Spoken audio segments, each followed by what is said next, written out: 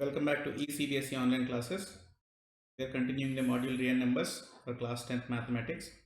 The specific topic of today's video is Euclid's division algorithm. This is part B of the video series. We have seen that these are the topics from this module. We have already covered the basics of Euclid's division lemma in the last video. Today we are going to continue the same discussion to talk about Euclid's division algorithm. Let us quickly recap what is Euclid's division lemma. It says, given positive integers a and b, there exist unique integers q and r satisfying the relation a is equal to b into q plus r, where 0 less than or equal to r less than b. In other words, dividend is equal to divisor into quotient plus remainder, or a equal to b into q plus r. These are some worked out examples from numbers 32 to 36. You can see that when the divisor is 2, the remainder is either 0 or 1. Similarly, for the numbers 33 to 37, when the divisor is 3, remainders are seen that either they are 0, 1 or 2. Similarly, the numbers 32 to 36, when the divisor is 4, remainders are 0, 1, 2 and 3. Let's look at some definitions here. A lemma is a proven statement used for proving another statement. We have already used Euclid's division lemma to prove some of the statements through some exercise problems. An algorithm is a series of well-defined steps which gives a procedure for solving a type of problem. So this is basically a group of steps. Next, any number b which when used as a divisor for a dividend a leaves 0 as remainder is called a factor of that number. Let's look at that with an example. My favorite number 12. Let me build the solution here. When I use 1 as the divisor, I can write 12 is equal to 1 into 12 plus 0. Here remainder is 0. Similarly, when b is equal to 2, 12 is equal to 2 into 6 plus 0. When b is equal to 3, 12 is equal to 3 into 4 plus 0. When b is equal to 4, 12 is equal to 4 into 3 plus 0. When b is equal to 6, 12 is equal to 6 into 2 plus 0. And b is equal to 12, 12 is equal to 12 into 1 plus 0. In all these cases, what we noticed is remainder r is 0. So all these values of b are factors of the number 12. So these are the factors. Now let's look at few more numbers here. So 12 we have already seen that 1, 2, 3, 4, 6 and the factors. Let's see for number 18. When I worked out that factors, 1, 2, 3, 6, 9 and 18 are the factors. Similarly for number 30, 1, 2, 3, 5, 6, 10, 15 and 30 are the factors. So are there any common factors here? Yes. 1, 2, 3 and 6 are the common factors. And what is the highest of these things? 6. So that is precisely the definition of highest common factor, HCF. The largest common factor of 2 or more numbers is called the highest common factor, HCF. Now let's look at an algorithm with which we can find the HCF of two numbers. Let us take the numbers on the left hand side. Let's call those as a and b. Using the division lemma, we can write those in the form a is equal to b into q plus r. And when the remainder r is calculated, let us set aside the divisor b and the remainder r aside. Okay, now let's work out some example problem. So I am taking 645 and 60 as a and b. So when I write it in the form of division lemma, 645 is equal to 60 times 10 plus 45. So here 45 is the remainder. So I am writing b and r separately, 60 and 45. Now what I do is I take 60 and 45 as a and b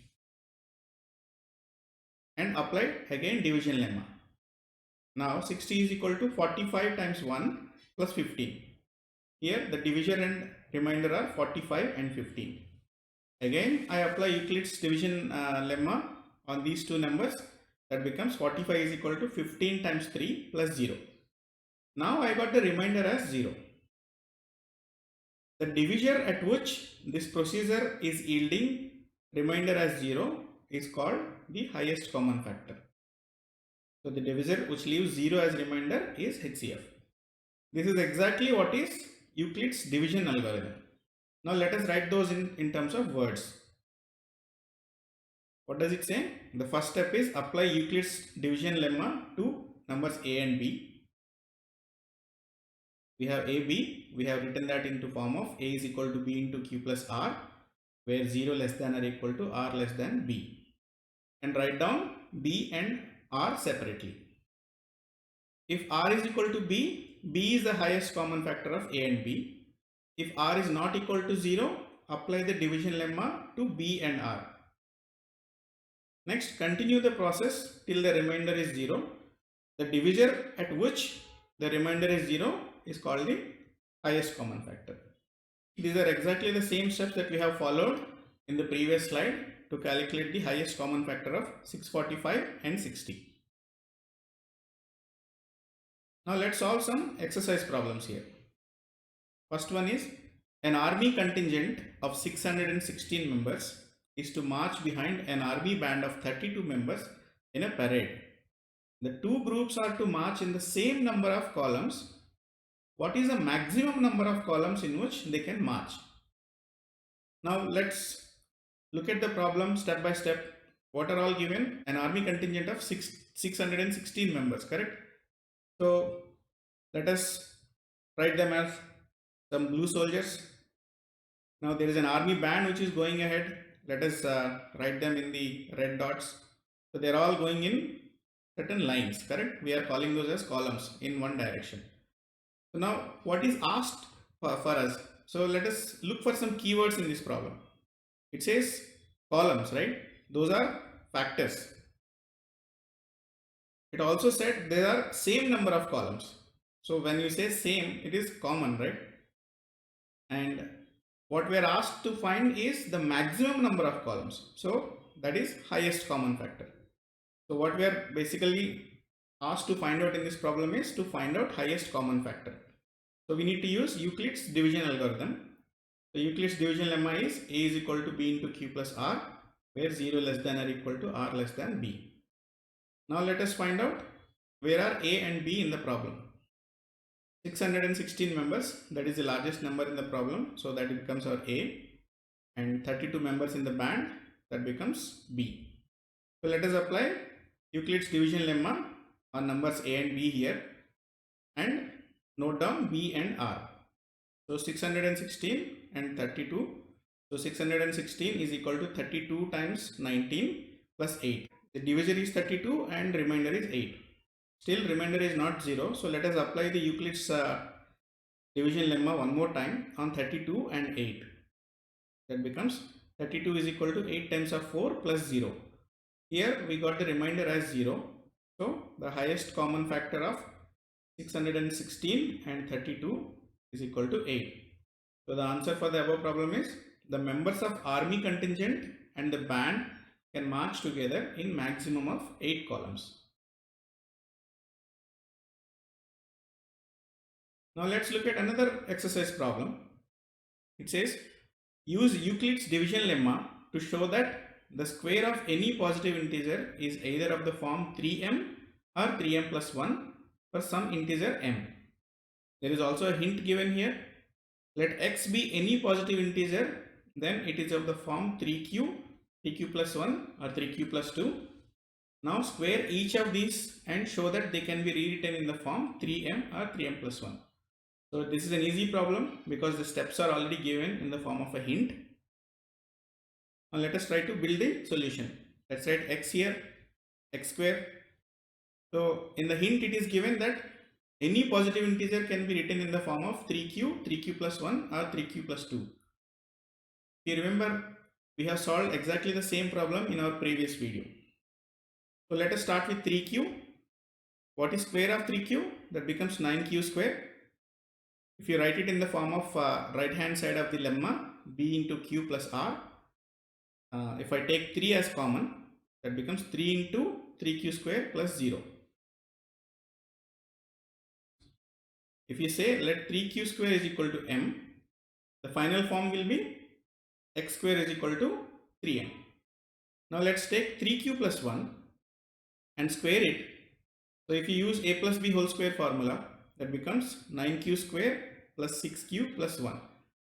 If you take 3 as common from the first two terms, it becomes 3 times of 3q square plus 2q plus 1. Now here in the bracket you have 3q square plus 2q, correct? You know that q is an integer, so 3q square plus 2q is an integer. So let's call that new integer as m. So let us call 3q square plus 2q is equal to m. So then x square is equal to 3m plus 1. Let's go to the third form, 3q plus 2. When you square this, it becomes 9q square plus 6q plus 4. Now take 3 common in all these terms. That becomes 3 times of 3q square plus 2q plus 1 plus 1. That is because 4 is equal to 3 plus 1. Now the term in the bracket 3q square plus 2q plus 1 is an integer because q is an integer. Now let's call that as m. Then x square is equal to 3m plus 1. So in all the possible cases of the forms of integer 3q or 3q plus 1 or 3q plus 2, the final form is coming either in the form of 3m or 3m plus 1. So we can say that any square number is of the form 3m or 3m plus 1 but not 3m plus 2. So if you see any number which is fitting in the form 3m plus 2, that is definitely not a square. I hope you like this video. Please like, share, comment and subscribe to our channel ECBSE Online Classes and follow us on Facebook. Thank you.